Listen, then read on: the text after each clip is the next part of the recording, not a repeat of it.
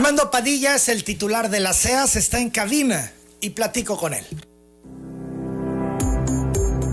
López de Antes, la firma de abogados, auditores y contadores más reconocida del sureste, presenta la entrevista con Emanuel Civilla. Arquitecto, ¿cómo está? Buenos días, bienvenido. ¿Cómo le va, licenciado? Buenos días. Me da gusto saludarle. Igualmente, como siempre, Lick. Hay algunos temas importantes que tratar esta mañana.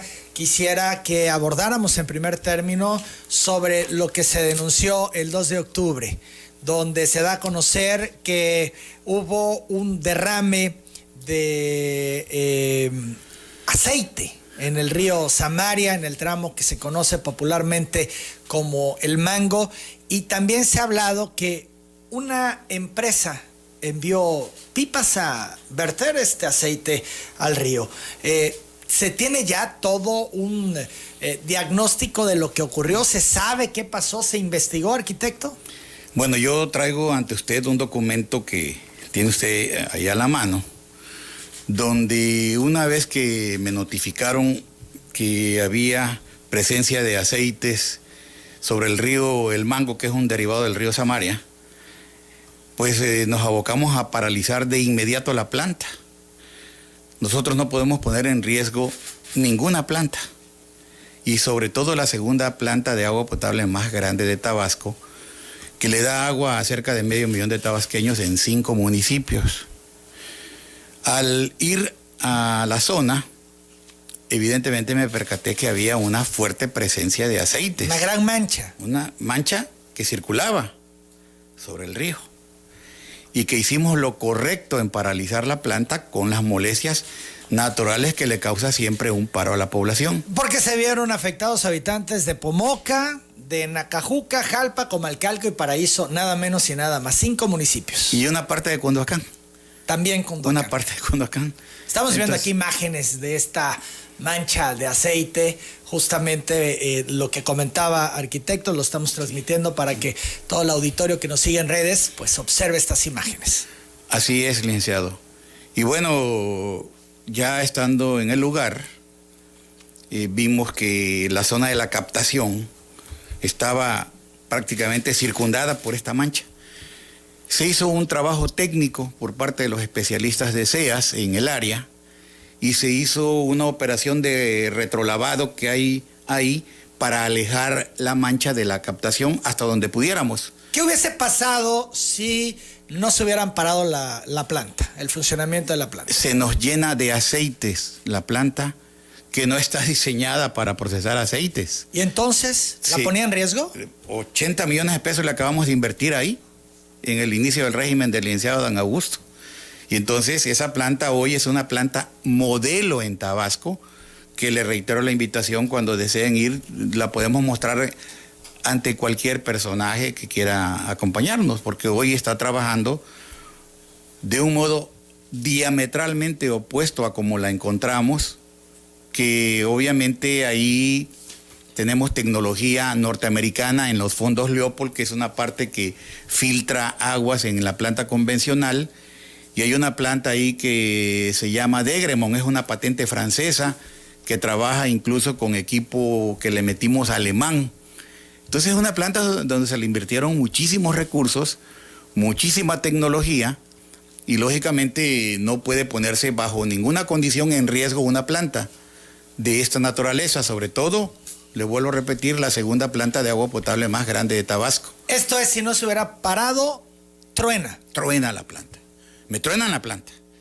Y entonces, imagínense el lío en el que estuviéramos metidos, donde no nos alcanzaría ninguna cantidad de pipas para cubrir con nuestros pozos y con lo que tenemos adyacente, pues nada de lo que hubiese pasado, una verdadera desgracia si no hubiésemos parado la planta. Pero no solo eso, de manera responsable, afortunadamente en el lugar nos encontramos a unos líderes de pescadores, airados, molestos, obviamente conscientes que el daño no lo estábamos causando nosotros y que también ya no tenían agua en sus casas, en la zona de Nacajuca, todo lo que tiene que ver con la planta. Claro. Y me mostraron un video ellos donde al darse cuenta que en sus redes y todo el daño que le había causado esta empresa o lo que pasara, no sabíamos. En ese momento yo llegué y no sabía nada, pero cuando platiqué con estos líderes de pescadores, me mostraron un video donde era ostensible la presencia de 2 pipas de cerca de 20 metros cúbicos, 20,000 litros. Pero eso era lo que se veía en el video que ellos lograron grabar, porque cuando se dieron cuenta de la presencia de estos pescadores, obviamente retiraron las mangueras donde estaban virtiendo en el río este agente contaminante, y obviamente se retiraron. Cuando ya me apersoné en el sitio con mi director de operación, el subdirector y todo lo que tiene que ver con la operatividad de SEAS, se determinó que se iba a ir hasta el lugar de los hechos. Se entró por río, no se entró por carretera. Y entonces se determinó con georreferencia el sitio del vertido. Había a lo largo de la trayectoria videos que fueron tomados donde la mancha obviamente era presente en el río, porque lo que virtieron no fueron 2 pipas de 20 metros cúbicos. Se conoce que hubo un vertido muy significativo y que cuando retiraron eso todavía existió presencia de esta mancha que, bueno, como usted bien señala ahí, es evidente lo que ahí se hizo. Entonces, confirmando, sí fue una empresa donde pipas hicieron descargas al río de este material tóxico. Lo que yo vi en esos videos de los pescadores, sí. Cuando llegó mi director al lugar, obviamente ya no estaban las pipas, pero ellos tienen el video. Esto es criminal, arquitecto, por varias cosas. El daño que pudo haber generado a la planta, pero sobre todo el daño ambiental, la contaminación. Mire, creo que es delicado. Yo aquí tengo a la vista, primero, una minuta donde pues ya frente a la intervención de Sedener, yo le aviso obviamente al señor gobernador, le aviso al secretario de SOTOP, a mi cabeza de sector, y le aviso a la licenciada Sheila Cadena, de la titular de Sedener.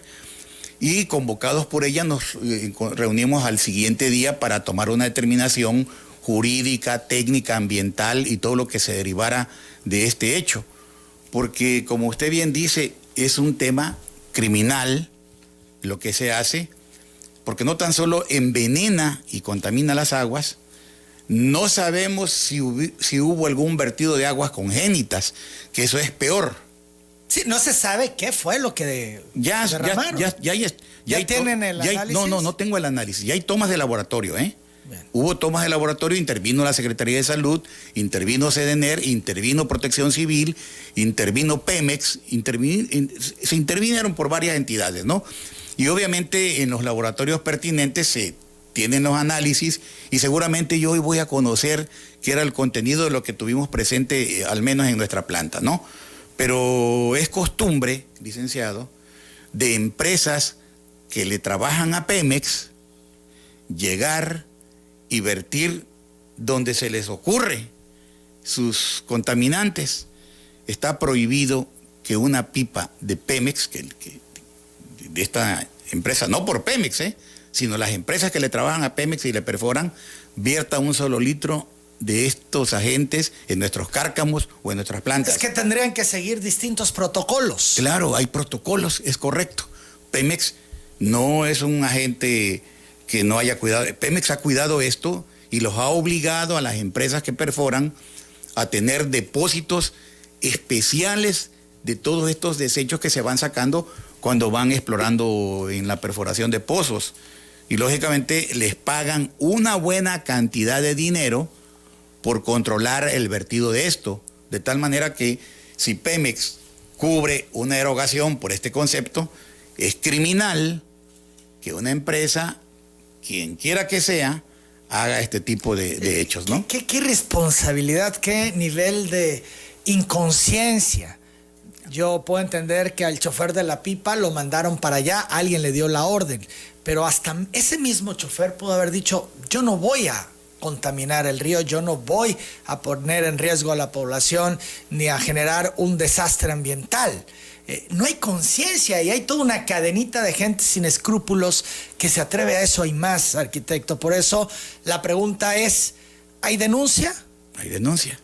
Yo, por el debido proceso, no señalo pues lo que debo de señalar, sí, pero yo aquí le mencionar el nombre de la empresa que se tiene ubicada. Evidentemente, porque sí estamos actuando jurídicamente. Es que esto puede ser un punto de partida para que otras empresas no se atrevan a hacerlo. Lo han hecho, pero cuando vean que se aplica la ley y que hay sanciones y hay sanciones ejemplares, entonces la van a pensar dos veces, porque estamos yendo al colapso ambiental por gente sin escrúpulos, por inconsciencia y responsabilidad de algunos que se atreven a esto y más, arquitecto. Así es, y que creen que Tabasco es territorio sin ley, y se equivocan, licenciado. Tabasco es un estado que ha padecido el tema de la responsabilidad de empresas que le sirven a Pemex y que no cuidan sus procesos y les paga bien Pemex.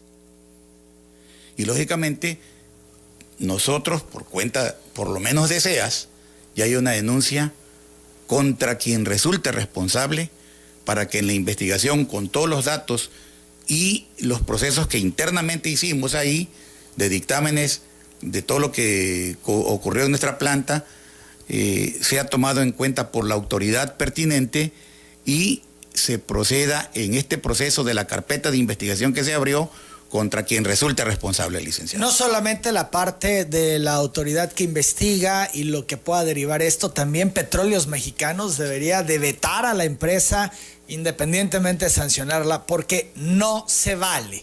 Están destruyendo el planeta y no se puede permitir. Así es, y yo aprovecho porque agradezco que independientemente de las precauciones que nosotros tomamos al parar la planta, Pemex también nos ayudó con un cerco oleolítico ahí que se puso alrededor de la captación y nos ayudó también impresionantemente en todo eso. Esta mancha ya pasó, ya la planta está operando desde hace unos días. Ya pasó rápidamente nosotros. ¿Cuánto estuvo parada la planta? Estuvo parada cerca de 6 horas. 6 horas. Sí, y entonces hasta que no dejó de haber presencia de esto en la captación, no procedimos a su arranque, porque inclusive tuvimos que gastar también.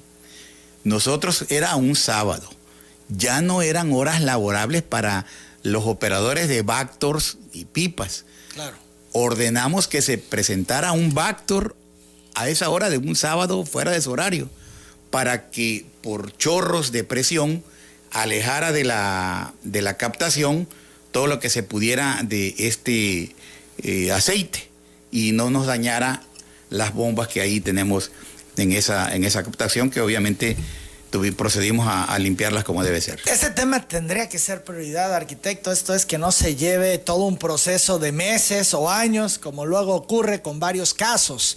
Tendrían que darle celeridad por la implicación, incluso para, insisto, tener sanción ejemplar y se evite que otras empresas caigan en la tentación de hacer estas descargas al río, pues pensando, no pasa nada, hay total impunidad, nadie me va a sancionar. Así es, mi director jurídico, el licenciado Medardo Cano, se abocó a llamar personalmente al señor fiscal y nos atendió la llamada y rápidamente se hizo este trabajo que abrió esta carpeta de investigación, porque obviamente puede tener consecuencias hasta penales, licenciado. Pues las merece, porque nadie puede ni debe destruir nuestro planeta. Nuestra casa, lo decíamos hace un momento, hablaba yo, también les presentaba una nota donde, bueno, pues hay un descubrimiento que puede ser una solución o dar un respiro al tema del calentamiento global. Y bueno, pues ahí hablábamos también que estamos dedicados a destruir a nuestro entorno natural sin darnos cuenta que con ello nos destruimos nosotros mismos. Así es. Por eso es importante que esto proceda. Nosotros estaremos muy atentos. dando puntual seguimiento a lo que haga Fiscalía, los tiempos que tarde la Fiscalía en tener un resultado de esta carpeta de investigación, porque deben de ser temas que nos interese a todos. Así es, y aquí en Telereportaje estaremos sobre este tema en particular muy atentos. Son las 8 de la mañana, 49 minutos. Vamos a la pausa. Regresamos. Ahora hablemos de CFE, arquitecto, y de las por lo menos 65 demandas administrativas que ha interpuesto la CEAS en su contra. Regresamos. La Comisión Estatal de Agua y Saneamiento ha ventilado que ha interpuesto al menos 65 demandas administrativas contra la Comisión Federal de Electricidad por la mala calidad del suministro eléctrico que se brinda a las plantas potabilizadoras y los daños que le provoca a los equipos. Arquitecto Padilla, esto... ¿desde cuándo? Pues es un tema que nosotros tomamos desde que llegamos ahí. Siempre han existido quejas de nuestros operadores y de nuestras residentes en plantas de agua potable, cárcamos y toda la infraestructura de CEAS, de caídas de tensión, de paro de plantas, de paro de pozos, de paro de cárcamos, porque no nos llega el suficiente fluido eléctrico con la calidad indispensable. Cuando nosotros empezábamos a reportar a la población de que teníamos que parar, al principio cuidamos la formalidad. No decían por qué paraban. No decíamos, había un paro técnico. ¿Qué es culpa de CFE?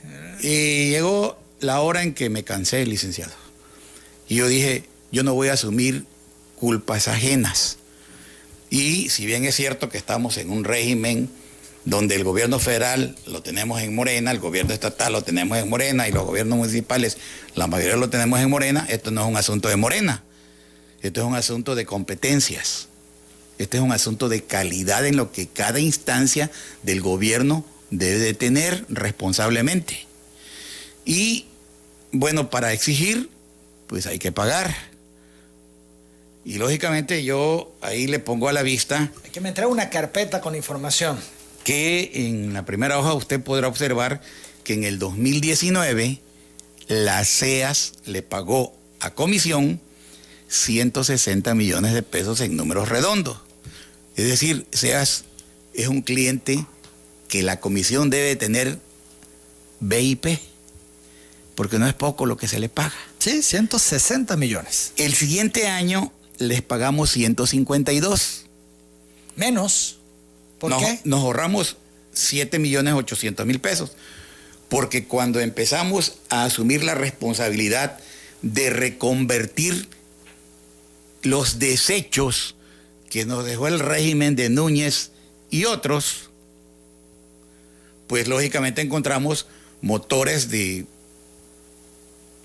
primera generación, cuando ya hay motores de última generación premium, NEMA premium. Esto es ahorradores de energía. Que cuestan más, pero que ahorran lo que usted observa ostensiblemente. Casi 8 millones de pesos en 2020. En el primer año. Y ahorita llevamos ahorrado prácticamente 1.300.000 más. El ahorro son, hasta el día de hoy, de 9.200.000 pesos, porque toda nuestra infraestructura que hemos venido cambiando en plantas, cárcamos, etcétera, etcétera, ha sido con motores premium. Instalaciones también que estaban descuidadas. Usted en su momento me hizo el favor de mostrarme todo el diagnóstico. Vi plantas deterioradas. Prácticamente no sé cómo ni funcionaban estas plantas porque estaban en unas condiciones deplorables. Y también me fue mostrando cómo se han ido mejorando, y entiendo que todo el tema de la instalación eléctrica tuvo que ver también ahí, que eso también consume mucha energía y que ahora con la instalación correcta pues se tiene el consumo correcto de energía. Claro, y ahí está el ahorro que hemos tenido. Este año, por ejemplo, nosotros estamos estimando, si ya llevamos, a partir de que tomamos protesta del cargo, un 18% ahorrado, lo que representa más de 9 millones de pesos de gasto en el consumo de energía eléctrica, pues significa que estamos haciendo algunas cosas bien, ¿no? Y que nuestros motores con variadores de velocidad y todas las características que también metemos en el control eléctrico, la tecnología, con todo lo que hemos podido invertir, pues ahí se ha reflejado que lo que estamos haciendo estamos en lo correcto. En la siguiente hoja yo le muestro las infraestructuras más importantes que tenemos detectadas, las principales, con fallas en el servicio del fluido eléctrico. Porque le decía yo al anterior superintendente de la comisión, no me cortes la energía eléctrica en ninguna planta potabilizadora. Yo te acepto que si yo tengo un retraso de 1, 2 o 3 días, que eso es muy raro, porque hay un presupuesto etiquetado para el pago del fluido eléctrico, pues nosotros estamos pagándoles de un modo prácticamente puntual a la empresa. Y ahí lo acredito con recibos. Entonces no me cortes, por favor, el fluido eléctrico en las plantas potabilizadoras, que es donde más se refleja esto, y en los cárcamos concentradores, porque tú me paras una instalación de esto y nosotros generamos daños a la población. Y yo ya me cansé de cubrirte las espaldas. Claro. Y ahora tú vas a tener que dar la cara porque yo te estoy pagando. Yo me podría quejar y decir, es que tienes un mal servicio y no te pago el agua porque no me das un buen servicio. O no te pago la luz porque no me das un buen servicio. Yo te estoy pagando. Y al pagarte, obviamente, tengo la autoridad moral para poder exigirte que me des una buena calidad en el servicio. ¿Qué hicimos? Pues, licenciado, no es con saliva, es con pruebas. Nosotros detectamos el bajo voltaje en toda la infraestructura que ahí le tengo a la vista. Sí, déjeme mencionar, estamos hablando de plantas de Cárdenas, de Centla, de Centro, la de Tamulté de las Sabanas, la Cisterna, de Cunduacán, de Emiliano Zapata, también de Huimanguillo, de Jalapa, de Jalpa, de Nacajuca, de Paraíso, de Tacotalpa y de Tenosique principalmente. Así es. O sea, casi todo el estado, ¿no? Pues así de deplorable el servicio que prestan, ¿no? Así es, y entonces me decían, es que hay resistencia civil en Tabasco. Y digo, a ver, espérame. SEAS no está en resistencia civil. Nosotros fuimos de los que impulsamos la resistencia civil cuando Andrés Manuel López Obrador detectó todo lo que estábamos viviendo en Tabasco de una mala calidad en el servicio y un servicio caro. Y SEAS ha pagado puntualmente. Caro y malo. Caro y malo. Así hay que decirlo. Así es. Y entonces, bueno, nos pusimos a hacer protocolos para poder probar técnicamente que estaban dando un mal servicio. Y lo están dando. Y aquí están las pruebas, hasta el horario promedio del bajo voltaje. Y el daño que le genera a, en este caso, la SEAS, porque tiene que comprar equipos para reponer los que se truenan por la variación de voltaje o los apagones que tiene la CFE. Millones de pesos nos han hecho perder. ¿Y se les puede demandar? Los hemos demandado. O sea, una vez que nosotros pusimos la primera demanda, me felicitó el gobernador Adán Augusto y me dijo, le digo, señor, ya no aguanto más. No puedo en mi relación con comisión. He tratado de establecer una buena comunicación con el responsable en Tabasco. La verdad me atiende bien, pero algo pasa. O hay una doble moral y un doble discurso, o algo se está moviendo ahí que afecta a los intereses de los tabasqueños. Esto es, ¿usted piensa que todo esto pudiera ser intencional? Son las 9 de la mañana en punto. Vamos a la pausa, regresamos. Seguimos platicando con Armando Padilla, el titular de la SEAS. ¿Es un doble discurso el de CFE? Nos contestan, son amables, pero los servicios que dan dejan mucho que desear. ¿Hay algo más de fondo? Esto es, las fallas que se están teniendo en Tabasco se están provocando. ¿Es intencional esto, arquitecto Padilla?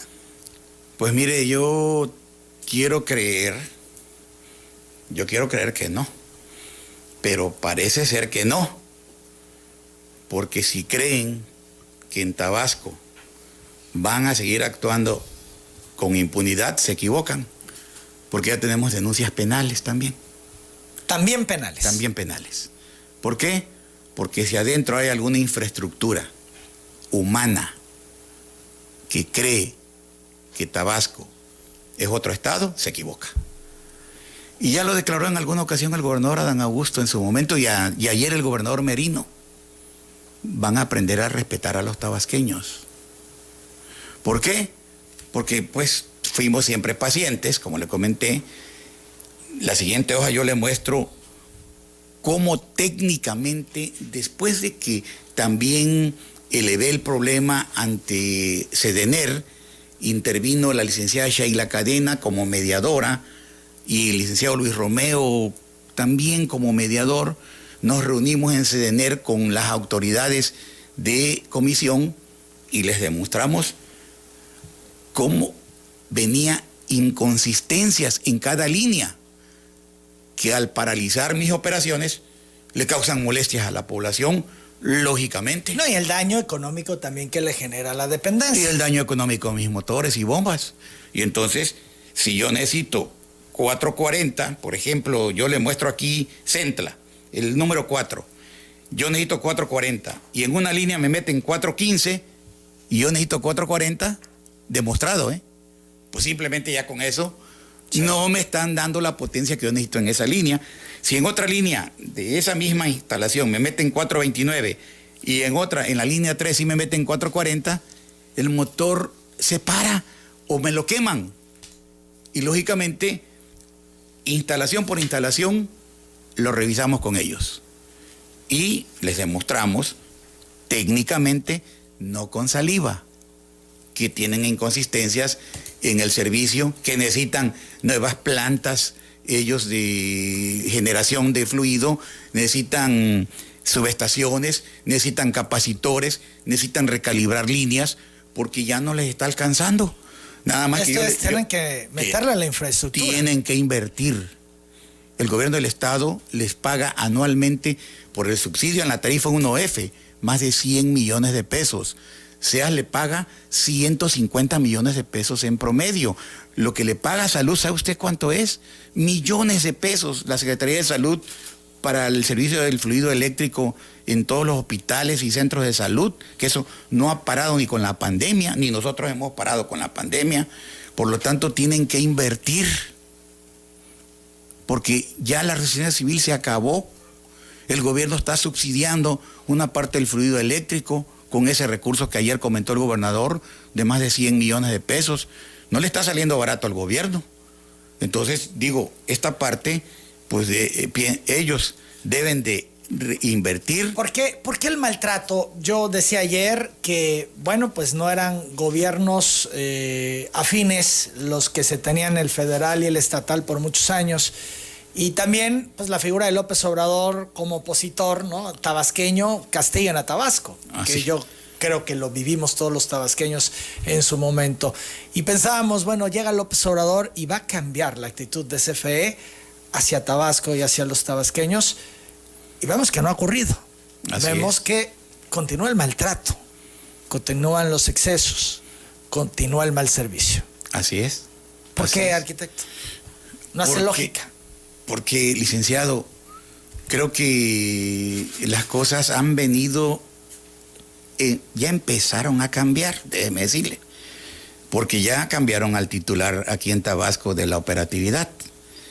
Y obviamente esta mediación que le vuelvo a repetir de Sedener con Mario Alemán y Sheila Cadena nos ha ayudado mucho, porque era el puente que inclusive con el licenciado William Castillo en la Secretaría de Gobierno y de La Vega nos ayudó a mediar con ellos. Porque, le vuelvo a repetir, yo no tengo un asunto personal con los titulares de comisión. Eso no es un asunto personal. Esto es un asunto institucional donde yo acredito que pago. Y yo necesito un buen servicio. Yo encontré un pésimo servicio del agua y le hemos invertido. Le hemos invertido probadamente. Y tan probadamente que hemos disminuido nuestro consumo energético. Y nuestra infraestructura está siendo mejorada, que no la vamos a cambiar en 6 años, obviamente, porque el desastre heredado no fue poco.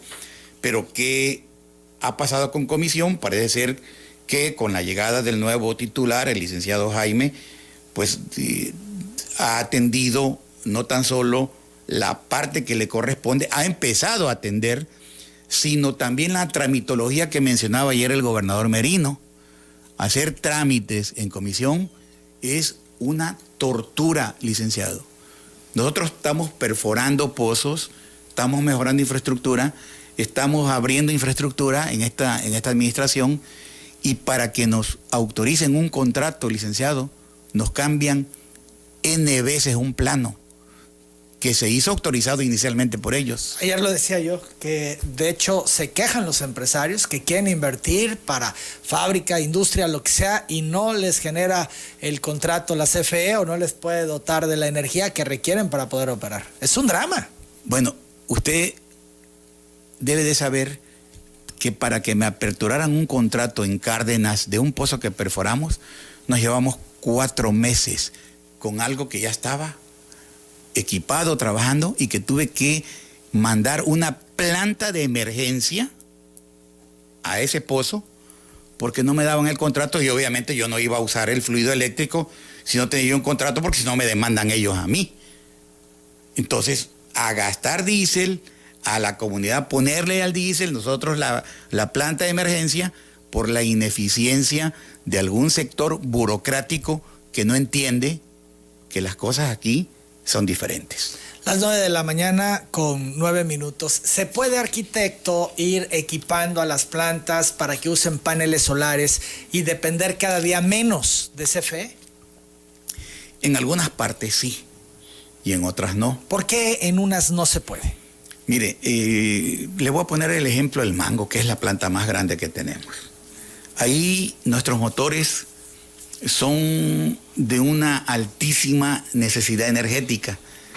Para cubrir con paneles solares la superficie, vamos a pensar hipotéticamente que cubriéramos con paneles solares toda la superficie del Mango, no nos alcanzaría para los poderosos motores que tenemos ahí. Esto es dependiendo de la capacidad de la planta. Así es, licenciado. Entonces, ¿qué hicimos, por ejemplo? Por primera vez en Tabasco, SEAS hace un pozo en el Chamizal, en Balancán. Ahí se compraron motores de una marca europea, que no puedo decir, pero europea, y paneles solares. Esa localidad de Balancán está a 5 minutos de Guatemala. Hay lo que sigue de pésimo, calidad en el fluido eléctrico, porque es la cola de la línea. Y entonces ahí diseñamos paneles solares para alimentar un pozo de 10 litros por segundo, que no es lo mismo una planta de 1500 litros por segundo, ¿no? Un pozo pequeño para una pequeña localidad, tengo la superficie y metimos tecnología. Ahí no se ha apagado luz, porque todo es con paneles solares. Lo mismo hicimos aquí en la cisterna de Bosques de Saloya. La cisterna de Bosques de Saloya yo la encontré abandonada. Nunca hubo queja de ciertos segmentos pues ahí que no tiene caso mencionar. Y una cisterna que no tan solo invertimos cerca de 5 millones de pesos en una línea para represionar la zona de Bosque de Saloya, sino que le invertimos en paneles solares a la cisterna. Fíjese, arquitecto, Teresa Ordóñez Martínez de Bosques de Saloya, y lo traigo a colación porque nos ha escrito hace un momento, le pregunta cuál es el problema que tienen con la cisterna de Bosques de Saloya 2, que abastece a 320 familias, porque dice casi nunca hay agua, es lo que pregunta esta señora. Perfecto. Doña Teresa, esa cisterna se alimenta de la planta Carrizal. La planta Carrizal es administrada por SAS, no por SEAS. Yo dependo en esta cisterna de Bosque de Saloya, que le metí paneles solares y la rehabilité completamente, está nueva, ¿sí? Yo dependo de la captación Carrizal, que es del SAS. Y en la cisterna del SAS le pedí permiso a Evaristo Hernández para que me permitieran meter una bomba y un motor especialmente para la zona, que me ayudara a represionar Bosques de Saloya, y le invertimos primeramente 5 millones de pesos a esa parte. Esa zona tiene un motor especial y una bomba para la zona, pero resulta que en la cisterna de Bosques de Saloya el deterioro de la planta de captación en sus motores y bombas y de la cisterna que no se abastece con el llenado de la captación, hace que haya un mal servicio en toda esa zona. Ahora, ¿qué hemos hecho nosotros? Al ver que es un tema del SAS, que es un organismo ajeno al SEAS, le prestamos al organismo motores y bombas, inclusive sumergibles, no de las que habían ahí tradicionalmente, para paliar el tema. Pero le voy a dar una buena noticia a doña Teresa. A ver. Ese problema que es del SAS, no es del SEAS, se lo plantea la licenciada Yolanda Osuna en su momento. Al ver la crisis de agua que hay en el centro, pues a mí ya me estaba explotando en las manos. Yo recibí inclusive insultos, ofensas graves de gentes que saben que yo no soy el responsable del centro, pero que a mí me piden pipas, me piden Bactor, me piden cosas. Y yo empecé de manera solidaria y subsidiaria a apoyar al centro cuando no es mi competencia, ni es mi territorio.